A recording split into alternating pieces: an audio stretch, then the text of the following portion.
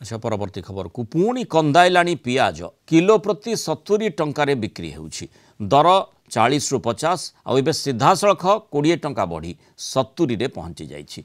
दर वृद्धि को नहीं ग्राहकों भितर असंतोष प्रकाश पाइलानी। गत जून मासरू भुवनेश्वर पियाज ताती लगी रही केतेबेले नासिक रे दर बढ़ुछि तो आउ केतेबेले कॉर्पोरेट संस्थार दर निर्धारण जोगु बाजार रे पियाज दर वृद्धि पाउथबा व्यवसायी संघ अभियोग करुछि। सरकार मध्य नाफेड जरिया पियाज आणुछंती। ओडिशा रे दैनिक 1500 रु 1600 टन पियाज आवश्यक पड़ुछि। चलित वर्ष आंध्र प्रदेश रे प्रबल वर्षा जोगु पियाज अमल बाधा प्राप्त होइतिला। तेणु जो भली पियाज उत्पादन हेबा कथा से भली होई नाही। सेपरि नासिक रे पियाजर क्विंटाल दर 4300 रु 4400 रही। से दृष्टि पियाजर दर बढ़िथिबा व्यवसायी कहउछंती। कंदेलाणी पियाज आमे वर्तमान 4 नंबर मार्केट रे अछु।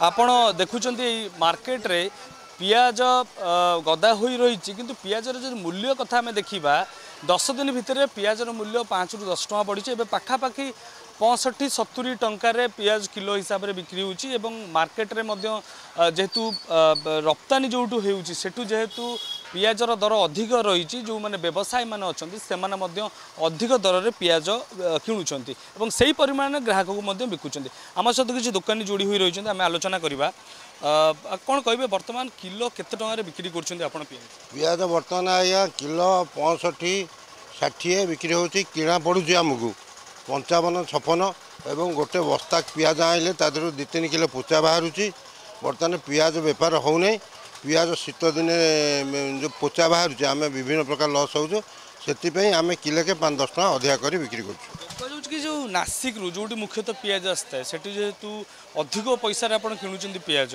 से रेट चढ़ा रही। आम आज्ञा नासिक तो जाऊन आम गोदाम रू किणुचु ये गोदाम बेला आमको जहाँ कहते से हिसाब से आम बिक्री कर आम किणिलु आज्ञा 55-56 गोटे बस्तार 2-3 किलो पोचा बाहर 60-65-70 बिक्री कलु आ गोदाम बेला ही से कथा कहे आम आज्ञा बेपारी आम से आनी बेपार करूँ। ठीक अच्छे किसी आप देखुं मार्केट रे पियाज रही पियाजर मूल्य अधिक रही किसी ग्राहक जोड़ी होती आज्ञा कौन कहे पियाजर रेट वर्तमान वृद्धि पाई आपड़ जी पैसा किणुते 10 टका 5 टका अधिक होपण प्रभाव पड़ू यार। हाँ निश्चय खाउटी पड़ू दुकानी भी पड़ू आज्ञा आ पियाज अधिक जो किणा हो हिसाब से रेट रे बिक्री हो गोटे बस्ता जमती भांगणी 50-100 बाहर ये हूँ कथा तेणु से हिसाब से बिक्री हो। सरकार ये स्थिति को देखिए किसी ग्राहकों किसी व्यवस्था कर आवश्यक। हाँ निश्चित सरकार बाबद निश्चय किसी एक्शन नवा कथा